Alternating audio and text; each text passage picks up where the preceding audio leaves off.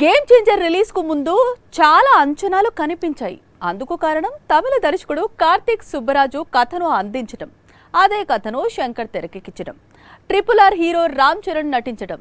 ఇంతమంది స్టార్స్ ఉన్నా ఈ సినిమా డిజాస్టర్ ఎందుకయింది? కార్తిక్ సుబ్బరాజు అసలు స్టోరీ చెప్పాడు.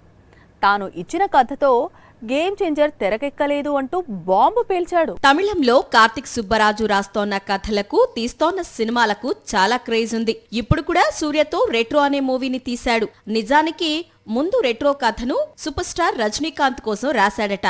ఆ తర్వాత సూర్య కోసం లవ్ స్టోరీ కలిపాడట. రెట్రో కంటే ముందు జిగర్ తండా సీక్వెల్, మహన్, పెట్టా లాంటి చిత్రాలతో మంచి విజయాలను అందుకున్నాడు. దర్శకుడిగా తనకంటూ సపరేట్ స్టైల్ క్రియేట్ చేసుకున్నాడు. అలాంటి దర్శకుడు తాను తీయాలి అనుకున్న సినిమా కథను శంకర్ అయితే ఇంకా బాగా తీస్తాడని ఇచ్చిన కథే గేమ్ చేంజర్. అయితే గేమ్ చేంజర్ చూసిన తర్వాత చాలా మందికి ఫస్ట్ వచ్చిన డౌట్, ఈ కథన కార్తిక్ సుబ్బరాజు శంకర్ కి ఇచ్చింది అంటూ ఆశ్చర్యపోయారు. అయితే రెట్రో ప్రమోషన్స్ లో అసలు విషయం చెప్పాడు కార్తిక్. శంకర్ కు తాను ఇచ్చింది ఒక IAS ఆఫీసర్ స్టోరీ మాత్రమే అని, కానీ శంకర్ అండ్ అతని దగ్గర ఉండే రైటర్స్ స్టోరీని, స్క్రీన్ ప్లేను మొత్తం మార్చేశారని చెప్పాడు.